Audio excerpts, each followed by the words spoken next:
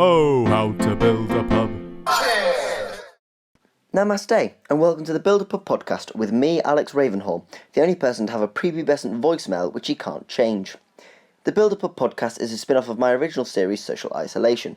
I invite guests onto the podcast to, as the name suggests, build their own pubs, from what they have on draft, to what food they serve, to what music they have playing, and hopefully get them to share with me some anecdotes and thoughts on the institution that is the public house.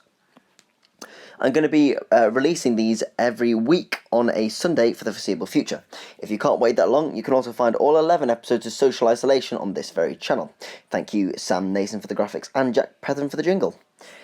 Today, I'm joined by Greg Howes, who will build a pub so monumental it will become the 8th wonder of the world. Now, just before we start, I just want to say that throughout this conversation we might mention a bit of alcohol, but at no point are we trying to glorify the drinking of alcohol. No, we're just here to talk about pubs and have a nice time.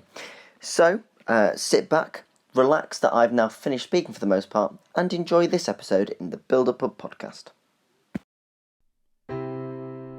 Oh, how to build a pub. My guest today is one of those people you could sit and listen to for hours with a fantastically wide-ranging knowledge, which is good because you're about to listen to him build his dream pub. With a genius level knowledge of the gaming industry, here to tell you exactly why you should invest in his pub is the fantastic Greg Howes. Greg, firstly, how are you? And secondly, does that introduction do you justice? I'm great, and I did not expect that. That was the nicest thing anyone's ever said. Thank you. That's what I'm here for, Greg. More than justice. Yeah. How has your lockdown been? I mean, I know we're out of it now, but I started with the question and I haven't changed them. So yeah, how was your lockdown? Well, my lockdown had a very horrible start with a breakup, which was not the best kick-off to a time that was supposed to be a nice time to not have to work but still get paid. To 4 months at home, that's always a good start. Apart from the heartbreak, it was great. I was getting paid full-time as if I was still working, so... And you're back at work now, aren't you? Yes. How's that? Are you glad to be back, or does it feel a bit shit because you've had so much time off? Well, when we got back, it was kind of a relief because it gave me something to do during the day. But I actually had my very last shift at Costa yesterday. Oh shit! How was? It was pretty good. It was quite sad seeing some regulars and having to tell them that I was leaving and stuff. Oh no. But on the flip side, the past few weeks I've had the opportunity to be as sassy as I want with the customers on the way. So yeah, caused some drama and I loved it. So. I must say, Simon's going to be upset because he didn't know you were going, and then he'll go back in and he'll be calling Scott Gregol for the next 3 years. So that's, poor Scott. You have to pop out one of those cortados for him. Yeah, I'll break the news to him after this. Congratulations are in order. You're going to uni. Well done. A bit of a weird time as well with the whole. Did you get screwed over with the grade stuff, or was it all okay? I still don't know my grades. Do you not? So you got your acceptance? Yes, so the university knows what I got, but I don't. That's crazy. So is it under review or what? How's it working? So because my course that I just did was a BTEC. Yeah. It just hasn't been. The certificates haven't been handed out yet. I haven't been sent any digital results or anything. I just checked my UCAS. Yeah. On the results day, and they were like, "Congratulations for getting in." So as far as I'm concerned, I don't really care. Yeah, it doesn't matter now, does it? You've got in, it's sorted. For your beta, I remember you saying to me, were you constantly getting graded on smaller projects, or was it not as much about an overall grade? Or were there exams as well? No exams, it was all coursework. Basically, we had 4 semesters throughout the 2 years, and each semester had about 4 to 5 assignments set. Yeah. Each assignment was different things because my course was game design and animation for the 2 years.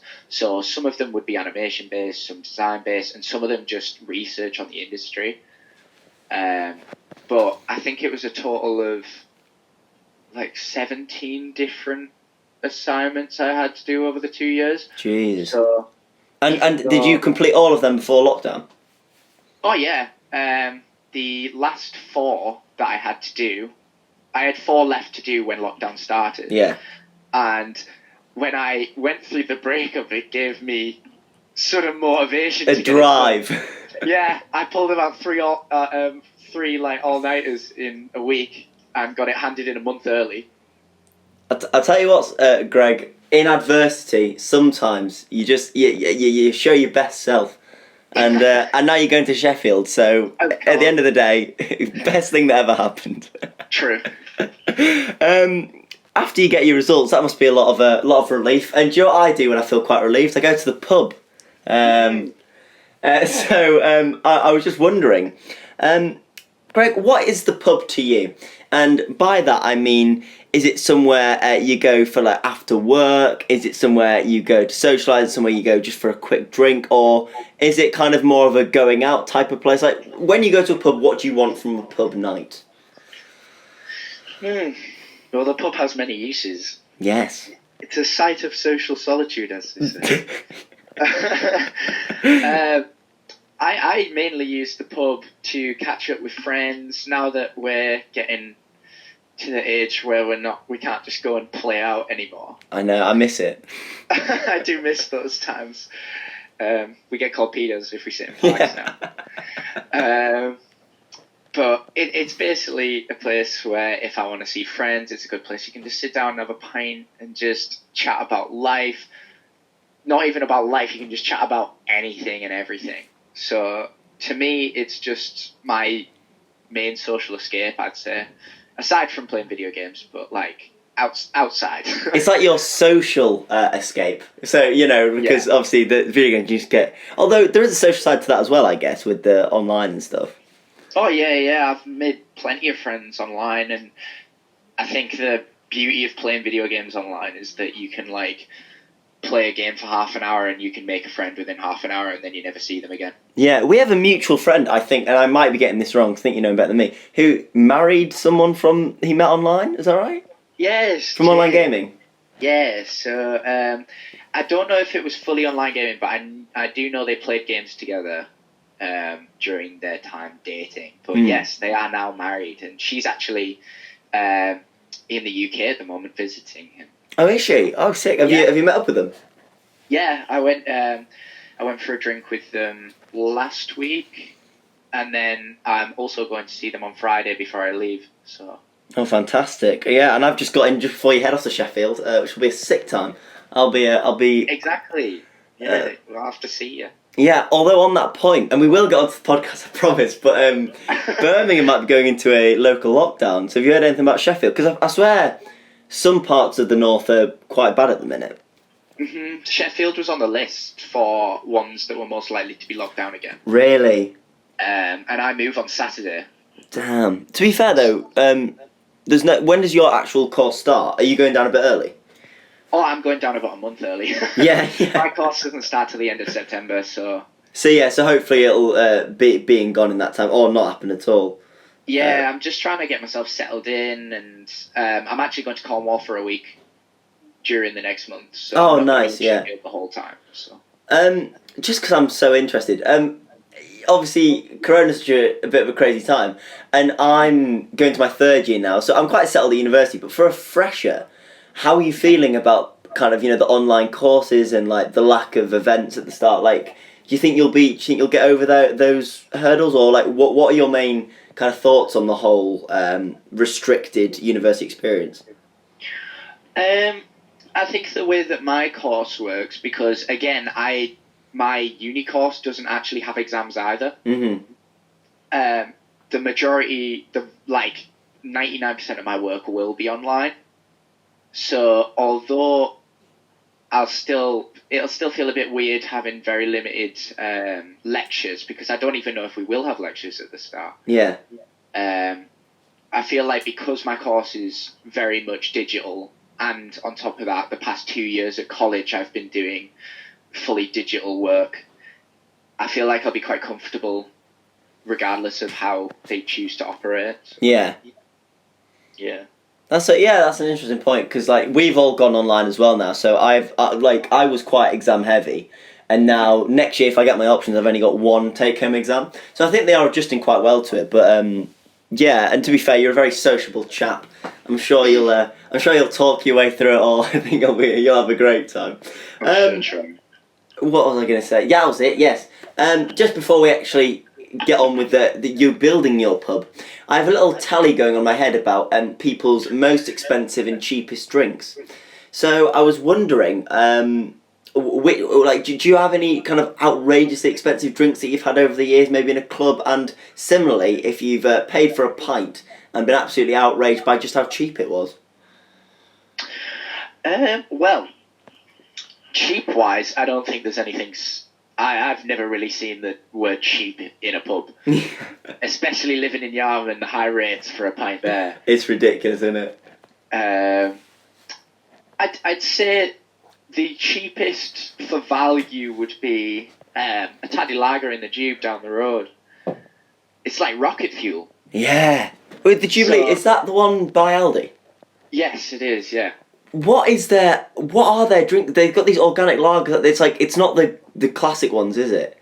No, they have very, I don't know if it's local breweries or just niche breweries, but all of their lagers and things you'd never have really heard of before. But the main one is Taddy, and it's really cheap. It's only like £2 something. Yeah. And it says it's only 4%, but it does not feel that way. It does something. It's like, I don't know if it's like poison or something, but it makes you go absolutely doolally. Honestly, I have a couple of pints of that, and it sends me on a nice but kind of a wild time. It's a fantastic pint. I'm very glad you brought it up, because that is one of my favourite drinks of all time. What about expensive? Have you ever, been at a club, bought a drink, and just been honestly aghast? I mean, to be fair, Creeps isn't the worst. No, Creeps is pretty good value. I think the only time I've ever been confused by the price of a drink was I was in Sheffield once, and we decided to go in Pop World. Now, I'd never been in Pop World, but I was with 4 girls who were clearly excited to go in. Yeah. So I was like, go on then. So we all go in. I buy a vodka Coke thinking that's what I'd usually get in Creeps. Yeah. Just get that, why not? And then it was about £7 something. 7? And I was like, are you having a laugh? But I was already a few pints in, so I just contactless. Yeah. And it turns out, I found out, I don't know if it's all Pop Worlds, but this Pop World in particular, if you don't ask otherwise, they make every drink a trip. What? That's roofing a little bit. That's a bit underhanded. That, I mean, to be fair, no one asks for a treb, do they? Not really, no, unless you're like a Newcastle dropout or something. Yeah, no, that's pretty poor actually. I'm not a massive fan of Pop World. I remember I went in this year, and as I went to pay, a guy walked out and vomited right in front of me, and I think that was a real indicator of how the night was going to go. Just it was quite an elderly crowd in Pop World in Birmingham. I don't know how it was in Sheffield. Oh, when I went, it was a lot of many gays. Yeah. And there was quite a few middle-aged, but I had quite a few. There was at least 3 gay men who came over trying to dance with me. And, they've got to shoot their shot every so often. Yeah. It's nice, yeah, no, I can't blame them. Yeah. It makes me feel good. Oh, fantastic stuff. Right, shall we... Yeah, I'm going to start now. Sorry for blathering on. I'm just very interested by you, Greg. I have to admit it. Welcome to the Picture Pub podcast. Picture Pub, yeah, that's the one. After 15 minutes.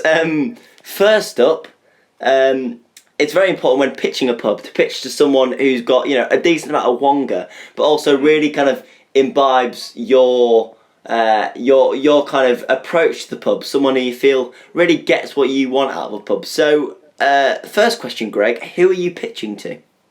So I've gone kind of back to basics with this. With my pub doesn't have that much of a theme. It's more that I want it to be big and badass. So yeah. Who better than to fund a pub to be big and badass than Jeff Bezos? Jeff Bezos, It's the most badass bank account you've ever seen in your entire life. I mean, if he invested, he probably wouldn't even notice. He throws in a couple of mil. and it's basically like going out for one of those, those 1p sweets you used to get.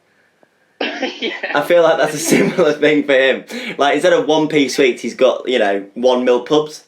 That he just he flits around. Fantastic stuff. Yeah, that's a big name. And let's face it, if you're going to get anyone to really have the resources, you want the head of Amazon. It's a fantastic choice. Okay, Jeff Bezos flies down in his human-sized drone and parks up outside. And the first thing he sees, obviously, is the exterior of the pub. And obviously, right above that door, Greg, is the name of your pub. So, tell me what you decided to call it, and also a little bit about, describe it a little bit to me, just, what kind of vibe you want in your pub. Is it kind of like old-fashioned? Has it got a certain theme? Or, as you say, it's just big and bougie? Okay, so the name of my pub, it's a name that's very close to my heart. Yeah. Because it reminds me of the old days of going out with the boys. And that name is the Trouser Leg. Oh, hello. Okay, go on. Tell a little story, Greg. I don't mind. So, honestly, I can't remember whether I was actually in attendance for the creation of the phrase. I can't either. However, I think you were, as in... No, I used to say it a lot with Johnny, and then it was we were at Johnny's, weren't we?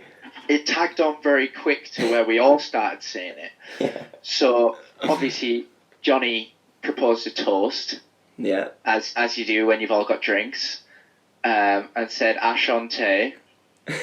And Bertie's reply was, Trouser Leg, thinking that was the direct translation of the phrase. And we then had to ramble on about what the actual direct translation was, spouting like tainted love. Yeah. I mean, I don't know how we didn't get it. I still don't know exactly what the translation is. I don't, and I honestly do not care. Yeah.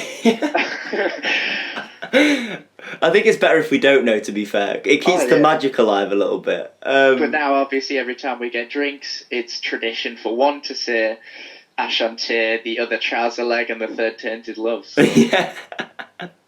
See, I love that because it was me being an idiot, and if any story is going to work, it's got to have me involved being an absolute knobhead. So thank you very much, Greg. Yeah, go on, describe. So it's called the Trouser Leg. What is Jeff Bezos seeing from the outside? Is it kind of like a yarn pub, or is it more of a borough pub? Is it by itself? Is it attached? See, I'm a big lover of spoons. And I love the kind of the modern / classic like mashup between them, so it doesn't look too modern to where it's all like matte black walls and like low lighting or anything. Yeah, but it's not extremely like back end countryside falling apart sort of pub. So I'd go like a comfortable middle, similar Weatherspoons vibes. You walk in, there's music blasting. Yeah. A big open space. I wouldn't want it to be crowded. Yeah. I don't want too many corners. I want it to be a big open space.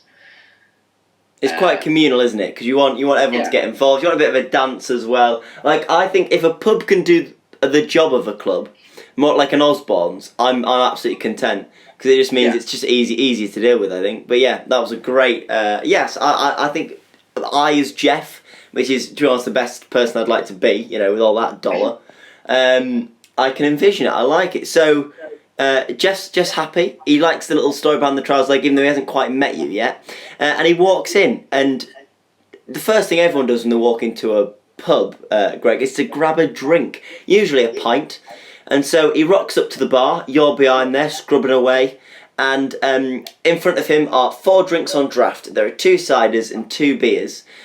Greg, which drinks have you gone for on draft and why? Okay. Bearing in mind, I only have the title of 3 because there is one drink that I have named Untitled Cider. Okay. Yeah. I'll talk about Untitled Cider first. Yeah. So it's this cider that I actually really enjoy, and my friend Isaac seems to just have it in his house with an endless supply of bottles. And every time we go, he brings out about 5, puts them on the table, and he has never run out. Yeah. But it just keeps coming and keeps coming. I've never really asked him about it, but it tastes very nice. So Yeah. I'd 100% put that one in. Do you know what's in it? Is it kind of fruity or is it like a classic pear? It's like a pear apple, I think. One of the two, yeah. A variation of fruits. Fantastic. And your second cider?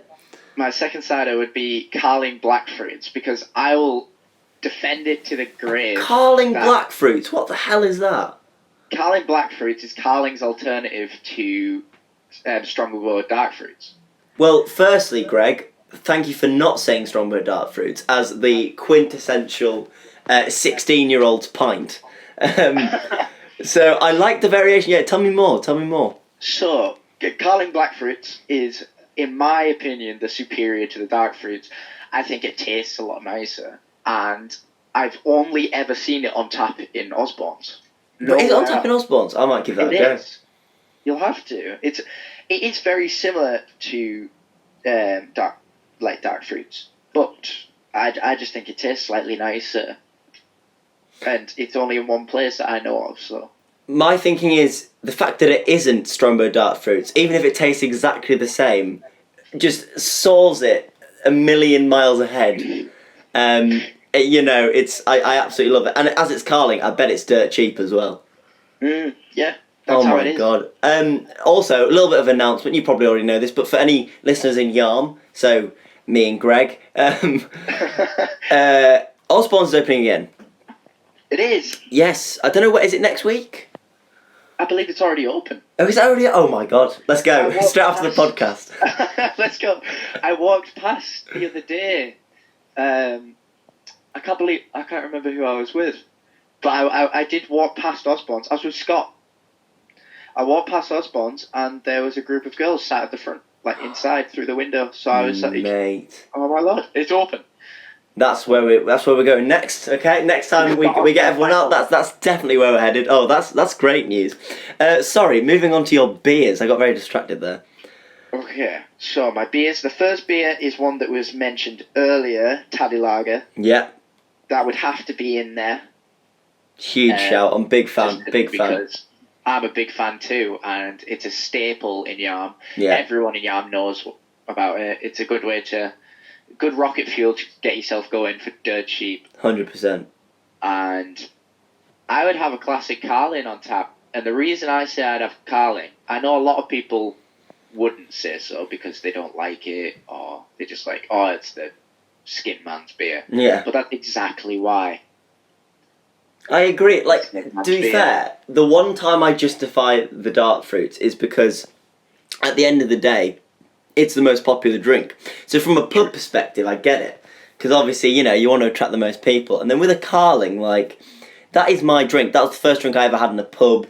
It's the one I'll always go to because I will perpetually be looking for the cheapest drink. I don't think there'll ever be a time when I can go, I'm going to have a Biera Moretti, please.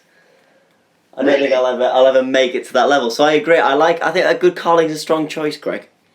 I'd choose a Moretti if Scott's paying, I'll tell you that. Yeah, I tell you what, if it wasn't your pub, you'd have whatever you wanted. Exactly. No, I like that. It was very it's a nice economic choice. I like it. Yes. Now let's face it, I doubt Jeff Bezos has had a pint of anything in a very long time. He's more of a wine type of guy. Yeah. So although he's looked at your options and he's very impressed, don't get me wrong, he's then going to ask you for your house red and your house white. Greg, which ones have you gone for? So, as a completely uneducated wine drinker, same, as I do not drink wine. Yeah.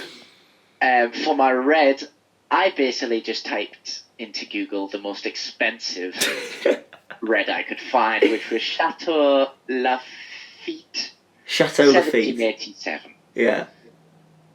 What does that mean? Like how? Go on, give me it. No, let me guess. So is it really expensive, right? It's very expensive. It's not like I wouldn't think that you'd think it was like as expensive as it is. Yeah. I'm gonna go for 35 grand. I'm going to have to research it again. Yeah, sorry, I'm putting you on the spot here. I always find these ridiculously expensive because they never get drunk as well. They just go from one person to the next. It's mental. Yeah. There was my friend I was around the other day, and he was working at Judges, which is the hotel near Cutlampton, and there was a guy trying to be really kind of like clever with his choice of whiskey, and he kept sampling loads of whiskies, and he picked the one he wanted, and had a single shot of it, and it came to 150 quid. Oh my god. For like a single, 20 centilitres, or it is. It was just extortionate money. That's absolutely horrible. That really is. I think the closest I've came to that was stealing a £40 bottle of Grey Goose from my parents. To be fair, Grey Goose is a nice little bougie option as well. If you can't find it, no worries. Ah, here it is. Was that close? No. It was worth a lot more. Go on. Well, this is into dollars, so I can't really do the conversion. But it's $156,000 sold at auction. Jesus Christ. Is it like a 700 ml bottle? Mm-hmm. That is... What? I mean, to be fair, you've picked the completely right person to pitch your pub to. Exactly. Sold at auction to Jeff Bezos. It's very tailored towards him. Yes, exactly. And to be fair, when in doubt, pick expensive. I think that's very fair. How much would you charge then for a glass of this £100,000 wine? Well, if it's about 120,000 maybe. Something ridiculous. In pounds, I would say I would give a glass of wine out for. It would have to be at least like 10,000. Jesus Christ! Imagine if they asked for a large. Just give them the bottle and then. Yeah, exactly. There is also something if Jeff Bezos was financing it, getting this 100 grand wine and then selling it for £2 a glass. Or getting them mixed up, getting like your Shiraz from Aldi mixed up with your £100,000 and then getting the prices the wrong way around. A bit of Sprite, just pour some Sprite in and be like, that'd be £10,000. That'd be £10,000, please. Yeah, you'd add water to it so it went further. Just keep diluting this amazing wine. What about your white? So I did a little bit of research to tailor it towards my pitch. Oh, fantastic! So Jeff Bezos actually has a line of wines himself that are approved and sold on Amazon, and they are called King Vinters. So I chose the King Vinter Pinot Gris, which is their white wine. Yes, so. Fantastic. Of course, they're approved on Amazon. I bet he doesn't have to do all the bloody. The forms. He's like, I've got some wine. He hasn't even tasted it. Yeah. He doesn't have time. Once again, it's his one-piece sweets, isn't it? He's just like, he's woken up on Christmas morning. So, I've got a wine company. That's great. I'll just add that to the stockpile. Lovely, but Jeff has had quite a long day, and he's a bit wary, and so he needs a drink that's a little bit stronger. Greg, he needs something with a bit of a punch to it, and so he would like to see your spirits. You have 3 spirits, obviously, because like every pub does. So which 3 have you gone for? So the first one I have gone for straight vodka, Grey Goose in particular, because you stole it. I stole it.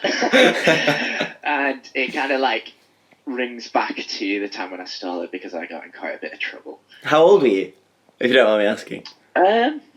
It was only a few years ago. Maybe 18. Fantastic. 18, 19. That's good. So it was all legal, everyone. It was stealing, but it was legal stealing. It's all okay. Yes. It was just shunned upon ethical theft. Yes, that's the only theft we advocate here at the Build Up podcast. Yes. What else have you got? I put down pomegranate and rose Edinburgh gin. What the shit is that? So Edinburgh Gin Company is a gin company Yeah. that are in Edinburgh. And one time my mum went to, Grand Designs? Yes, the show. Yes. Yeah. They hold a convention each year where different companies come along and basically pitch themselves as like startups. But Edinburgh Gin is definitely not a startup. They are quite a big company now. But whilst my mum was there, she did taste testing. She brought back a bottle of this pomegranate and rose Edinburgh Gin. Safe to say, I drank more of it than she did. So yeah, I really enjoyed it. So I thought, why not share it with the rest of the world? Yes. Oh, and that's what it's all about, isn't it, Greg? Getting everyone to drink more. I like that. That's a lovely little. It sounds amazing as well. Pomegranate and rose. It's one of those names where it just attracts. It attracts tasting because it just sounds very nice. Mm-hmm. Fantastic choice. Final spirit, please, Greg.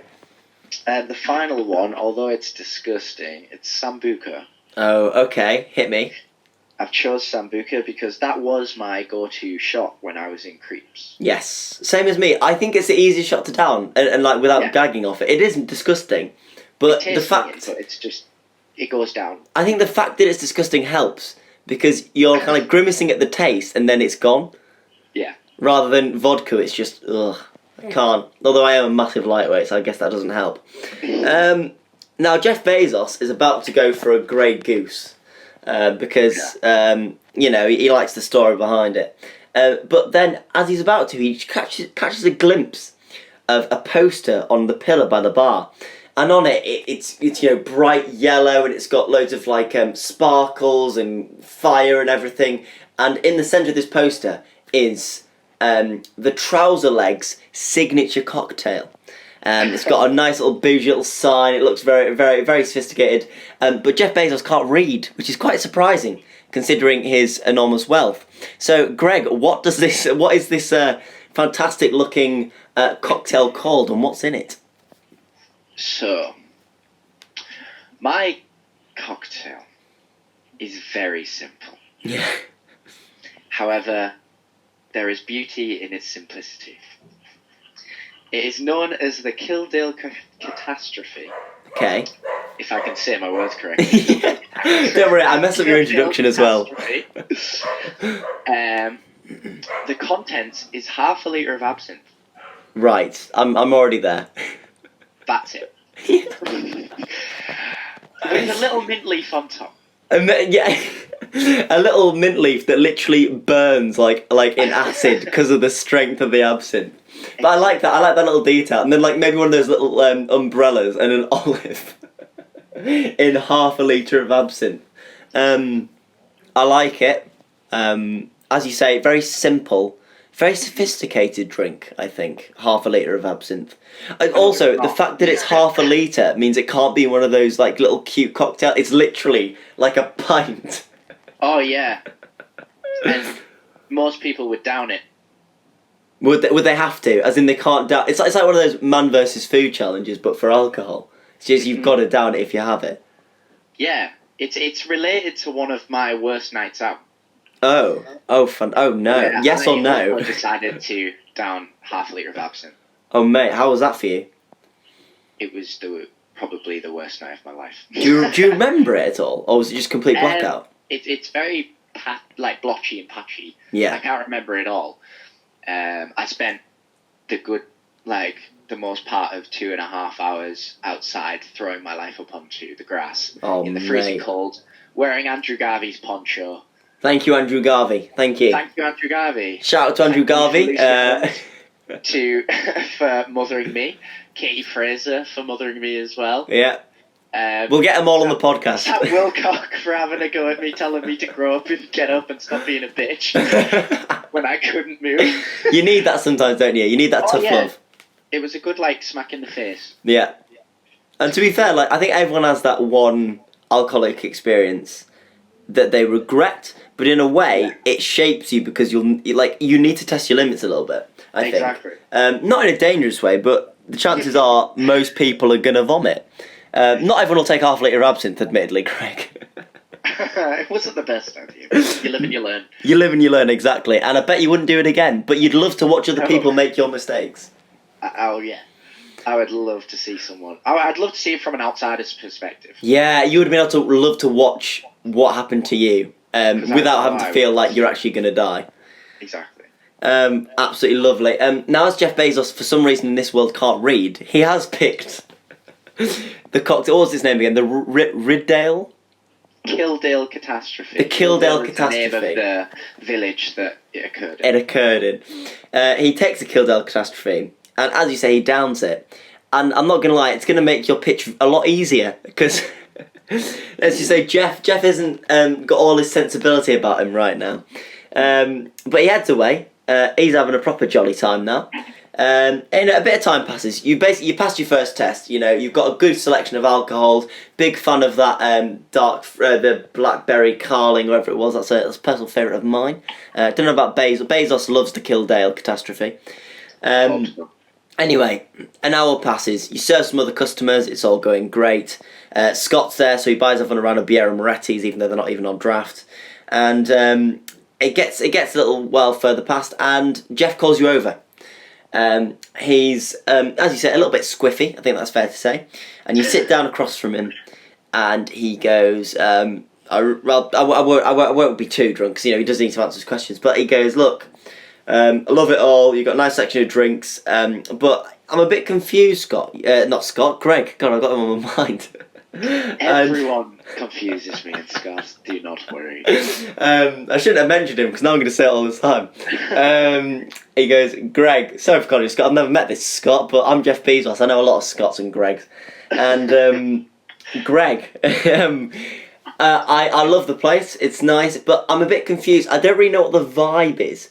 You know, like, I'm coming in, like, I don't really know how to gauge it. And the only way I can really work that out is if you tell me a bit about yourself, a bit about your best pub experience. Because if I know your best pub experience, Greg, then I'm going to be able to determine what you're trying to promote in your own pub. Because obviously you're going to try and rectify that experience every time someone walks in. So, Greg, what have you gone for? What's your best pub experience? Mine is very mushy and comforting, and really stands for what I think the pub is for me. I'm As ready. you were saying earlier, for me it's more of a social escape, just catch up with my friends, chat about anything and everything.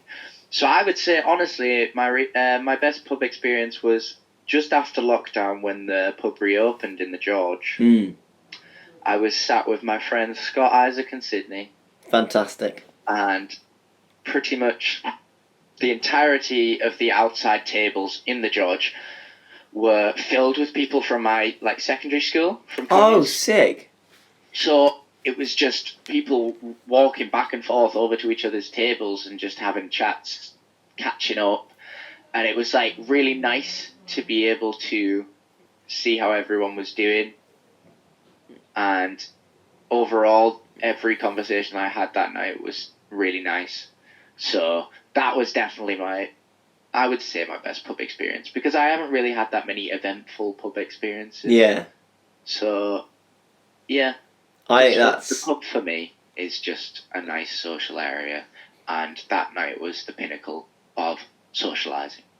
That is a fantastic answer, because I can relate, you know, I feel like after, you might find this, I don't know, but after my first term at uni when I came back at Christmas, it's still, everyone was still around, you know, everyone was still quite close, and so that Christmas, everyone talking about their experiences and catching up and just being in the pub and just seeing so many people and just being able to, you know, be completely comfortable, really.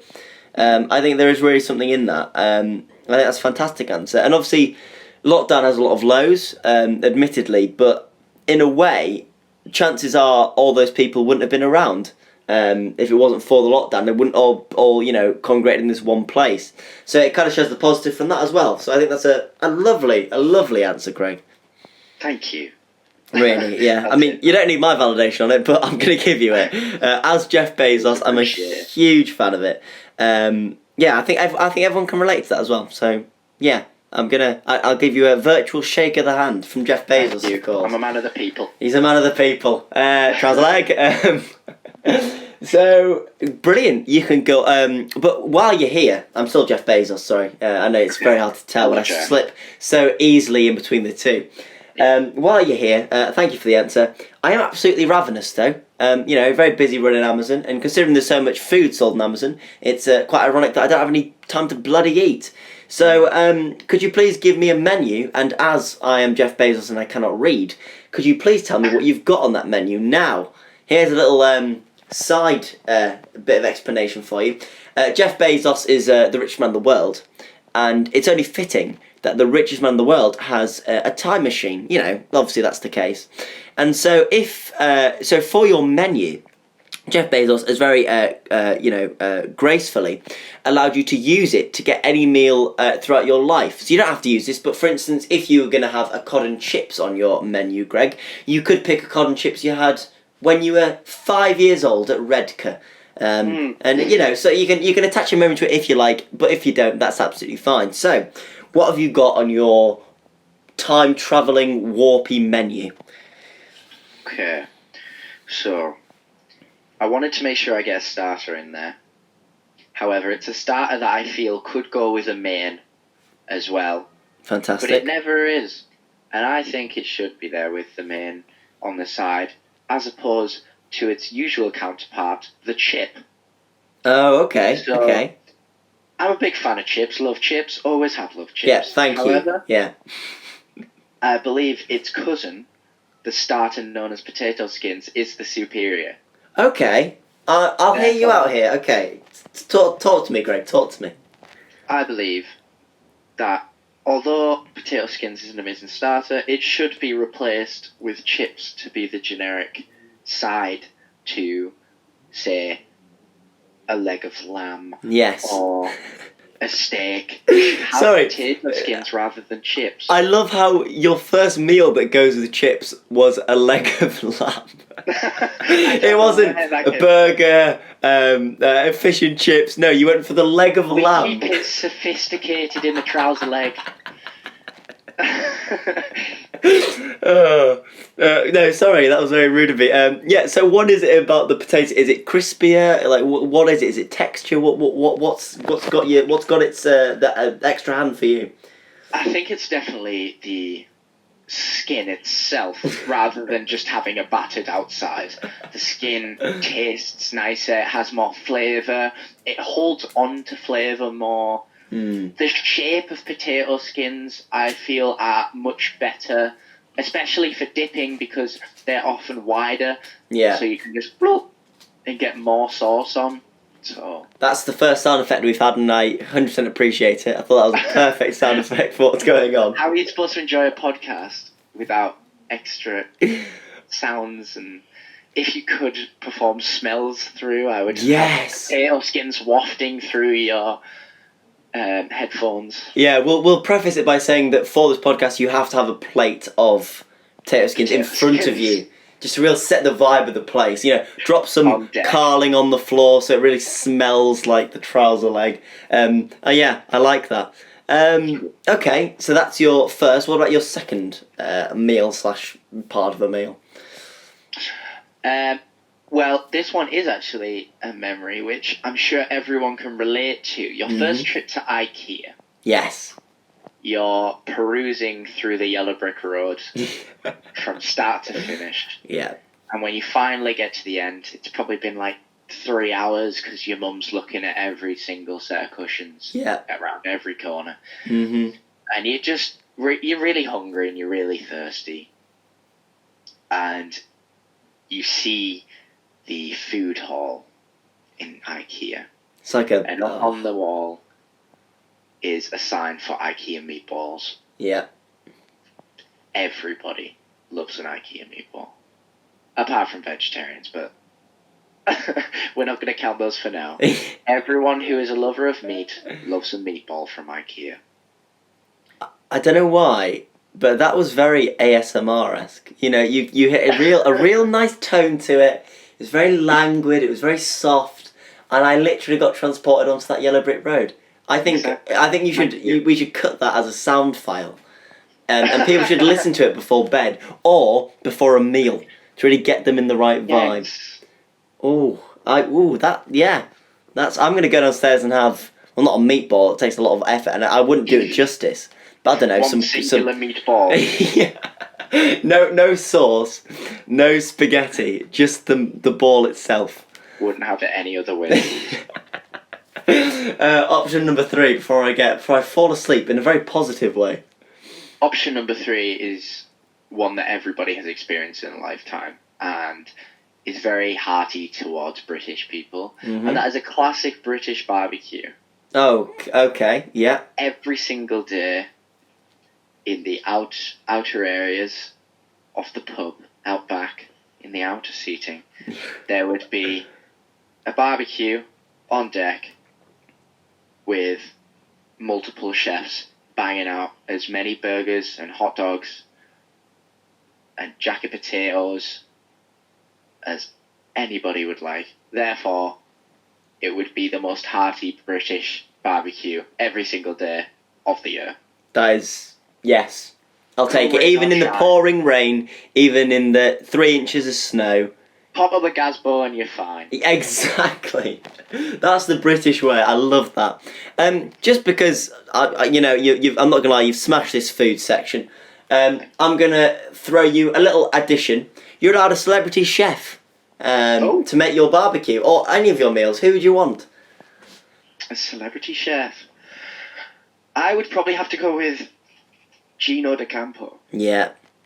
I don't know if you've seen his tour across America. Is that the one with Gordon Ramsay? Yeah. And the other French wine specialist. Yeah. I don't know his name. But he's absolutely hilarious. I know that he's apparently a very ruthless chef, and he's not a very nice guy outside of the camera. But as long as he can keep my customers entertained, I don't mind his temper. It's fine. Exactly. Fantastic answer. Lovely stuff. I think Jeff's going to go for... I mean, the way you describe those meatballs, he's got to, hasn't he? Jesus Christ. Although, weirdly, Greg, now all I can think of is a leg of lamb. We'll throw that on every Sunday or something. Yeah, put it on the barbie. Just do a whole leg of lamb on the barbecue. Yeah, so he's going to go for the meatballs. And so, you go away. Gino rustles them up, fantastic style. He's got his IKEA specialist in with him. And you bring it back out. You put them in front of him, but Jeff is in a world of his own. He's kind of dancing a little bit. He's, jiving from side to side. And he turns to you and he goes, Greg, what is this song now? The trouser leg has just recently invested in a jukebox. But because it's so new, you've only had time to put one album on that jukebox. But, Greg, you're in luck because you picked the perfect album for your pub, which means that you don't need to put any more on. So what I want to know is, what is the album, and what song on that album does Jeff Bezos absolutely love? I love this question, simply because I'm a big lover of music. Yeah. However, because my pub is very hearty, I wanted to think of a album that is close to my childhood, and all I can think about is that album when I think about being a kid. When you're in the car. Yeah. And your mum's put some music on, and you're singing along because that's what you remember. Yeah. I was very torn between two albums. Okay. You can talk me through them both if you'd like. Okay, so the first album which I decided not to go with was Life in Cartoon Motion by Mika. Oh, fantastic choice. Now, this album, my mum's a big fan of Mika, so the whole time I was growing up, it was always on in the car or in the house. And I absolutely love the album. And I feel like it's a very good album for today's social standing, because it's a very expressive and flamboyant album. I don't know if you'd say that, because Mika himself is very much like that. Yeah, no, I know what you mean. Yeah, no, it's very and I think flamboyant's the right word. He's very expressive, and I feel like if you're able to vibe to Mika, then you become a lot more comfortable in yourself. Yes. Because it's that sort of music. Yeah, it's like it's sort of music that promotes expression. Exactly. And once you're comfortable dancing to Mika, you're comfortable to dancing to anything. Lovely. Which one did you go for in the end? I ended up going for Songs About Jane by Maroon 5. Okay, I don't know the album exactly, but tell me a little bit about it. It's one of Maroon 5's first ever albums, and I would say arguably their best. Yeah. Simply because I believe Maroon 5 slowly went downhill after this album. Okay, I still think they're great artists, don't get me wrong, but I do think that this is their best album. Yeah, their peak. And the reason I chose this over Life in County Emotion is simply because I feel like the pub, until later on, does not become that sort of Mika vibe. Expressive Mika vibes area. Yeah. So it's like it's throughout the day it would work. Yeah, so this album you could just have playing on in the background, especially notably the song She Will Be Loved, which is probably the best song on this album. Do you know what's crazy? For a minute I thought that was Mika, but no, it is Maroon 5. Great song, yeah, fantastic song. Both of them have very high-pitched voices. Yes, lead singers who can really hit the high notes. It's true. Very, very good range from both of them. So. And what do you think of on this album would be Jeff Bezos's? The one he loves. What do you think would be his favourite? I would probably say the song "This Love" because it's got some hard piano in there. Yeah, he loves the piano. He loves the piano. He loves that classical vibe, but it's so funky, and anybody who listens to that song is just sat there like tapping along, punching the air like, oh my god, this song is a vibe. So I believe that Jeff Bezos would easily vibe to This Love by Maroon 5. Fantastic. He's happy, he's eating his meatballs, he's, having a great time to Maroon 5. It's going pretty well. At this point, unfortunately, Jeff does have to take a very important phone call, but he's very polite, he goes outside to do it. He shuts the phone down, turns to go back inside, but he notices what he didn't notice on his first walking in is a blackboard. And on said blackboard is one of those funny pub messages, or just any pub generic message that you want. What have you gone for? Mine is very specific to the High Street of Yarm, and Fantastic. particularly a certain person. I will remain anonymous because I do not want to get them in any more trouble than they already got themselves in. Fantastic. However, there was a certain person that everyone in Conyers knows of. Yeah. And they were in the Keys, the best, worst nightclub in the world. 100%. Because let's be honest, nobody wants to go to Keys, but when you're there, you have fun until you want to leave again. Exactly. There's about, I'd say, a 45-minute gap of pure bliss. And then it degenerates horrifically quickly. However, a viral video was recorded of said person spouting complete nonsense. What, in the Keys? I wouldn't say nonsense. It was actually perfect sense in the Keys. Yeah.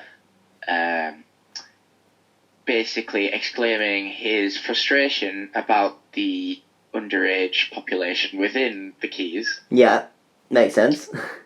And I will try and reenact it. Okay. Are you ready? Yeah, I'm ready. Go on, hit me. Right. I thought that was the start, sorry. No, that's the Sharpay warm-up. Yeah. That's musical, you know. Right. The 17, the 16, the 15. Stop letting them in the fucking pub. So we'd have that. Thing is, I feel like I've seen that. Oh, I hope you have. I feel like if not, I want you to send me after this. To be fair, they do need to get a hold of themselves, Oh yeah, he was. He was speaking complete truth. He was speaking parables. I enjoyed it, and that would be on this line. Would you have a little speaker, and it would just recant it as you read it? But below the speech, it would say all visitors will be asked for ID upon arrival. Love just it. To give it some extra sense behind why that was on the blackboard. Yeah. Not just some random babblings. Yeah. That is absolutely perfect. You got some good answers here, Greg. I could tell that we were meant to do this a while ago because it's very well prepared for. Fantastic. He comes back in, and he comes up to the bar now. So you're working at the bar, and you're just having a chat. He's on one of the stools, and he's a bit drunk. And he goes, "You're too good, you know. Oh, you think you're so great, do you, Greg? Well, no one can be that good. And for me to trust you in this big world of business, I need to know your most embarrassing pub story, because then I can see you as a human being. I can relate to you. At the minute, you're just too good to be true." So, Greg, what's your most embarrassing pub experience that you don't mind being shared online? So, the problem with this is that, as I mentioned before, I've never really had that many extravagant pub experiences. Yeah. It's always very mellow, very comforting, you know. But actually, previous to this call, I didn't actually have an idea of my most embarrassing pub experience. Mm-hmm. However, I do have an experience which was intertwined into a pub crawl. Oh, okay. Which, although it didn't occur in the pub, so to speak, it was part of a pub crawl. Yeah, we'll allow it. So, as you know, as we mentioned earlier, I work in Costa and Yarm. Yes. And a few years ago, maybe two or 3 years ago, me and the team at the time went to York day drinking, just as like a little team building exercise. Yeah. And we were in York, and when we were transferring from one pub to another, we were going to a Wetherspoons. Mm-hmm. Me and Scott walked past a cigar shop. Oh. And we were like, we're old enough to buy one, why don't we buy one? Fair play.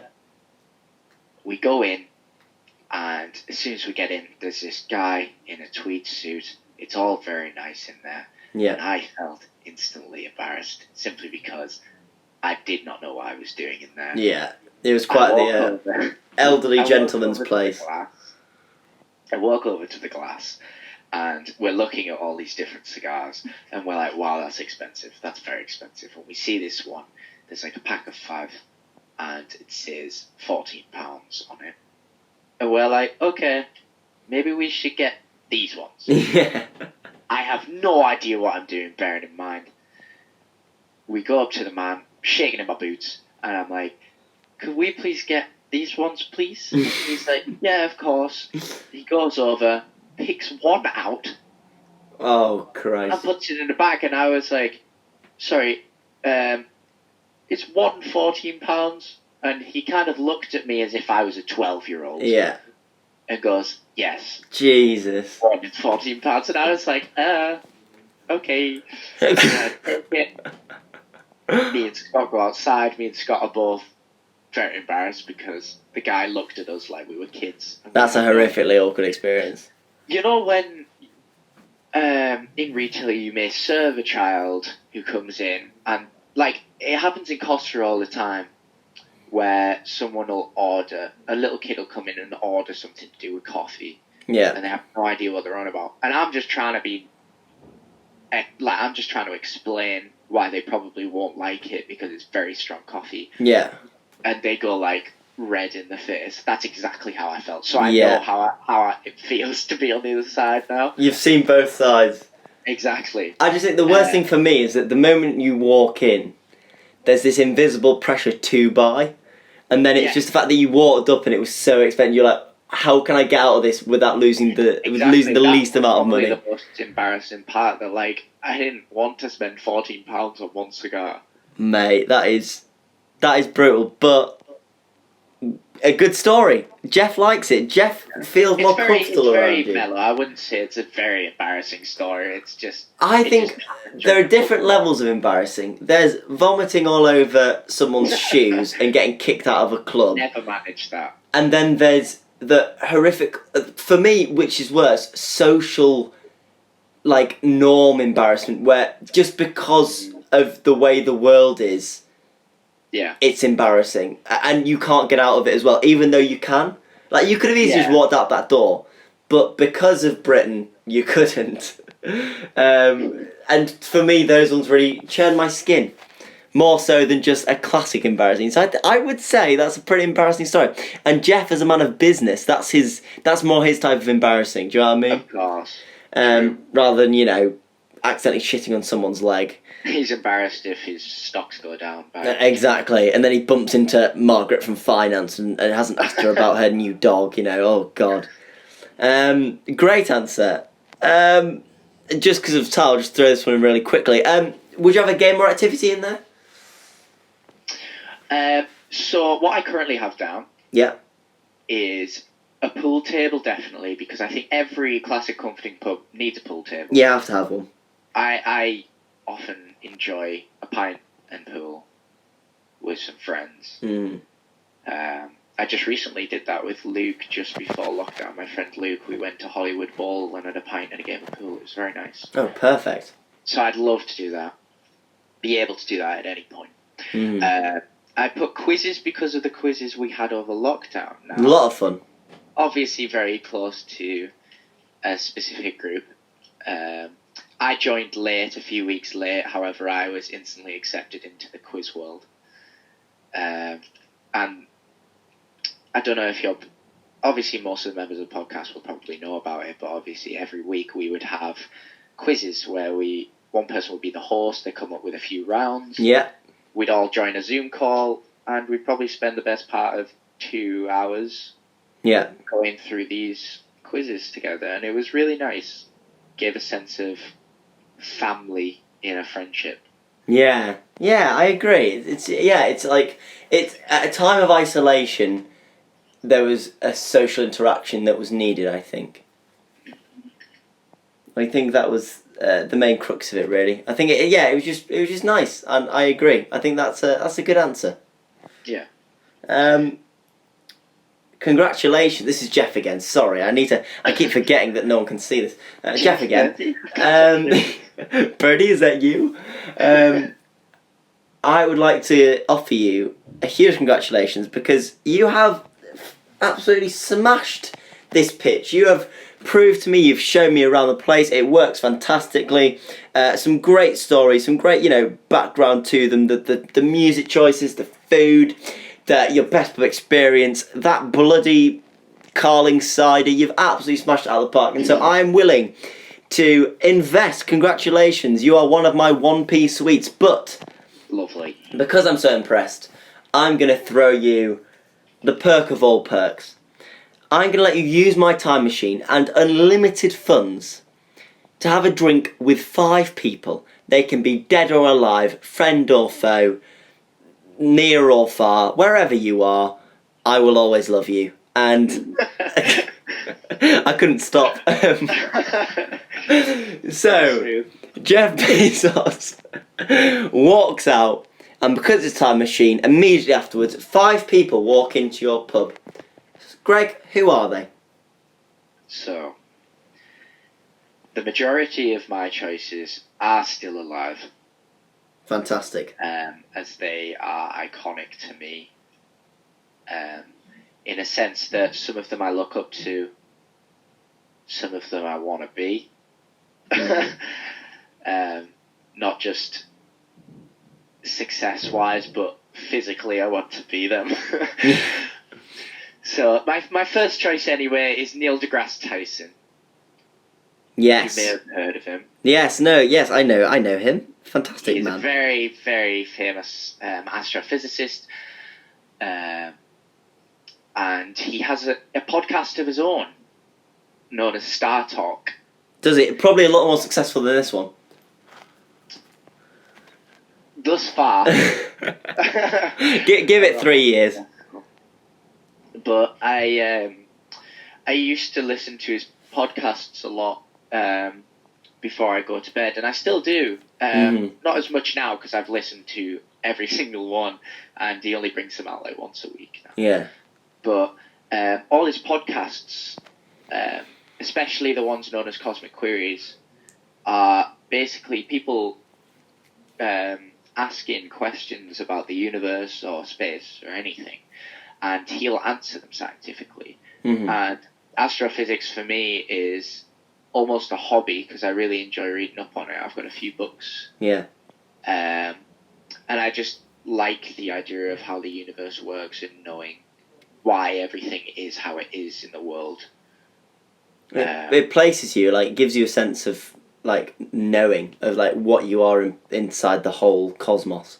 Yeah, since, like, when I was younger, I was religious, but it was more just due to the fact that my mum was. Yeah. And now that I'm older, and I would say I'm very agnostic. Mm-hmm. I look to science for explanation before old scribes, Yeah, thousands of years ago, by monks who never left their rooms. So. Yeah, I agree. Neil deGrasse Tyson, fantastic answer. Who's next?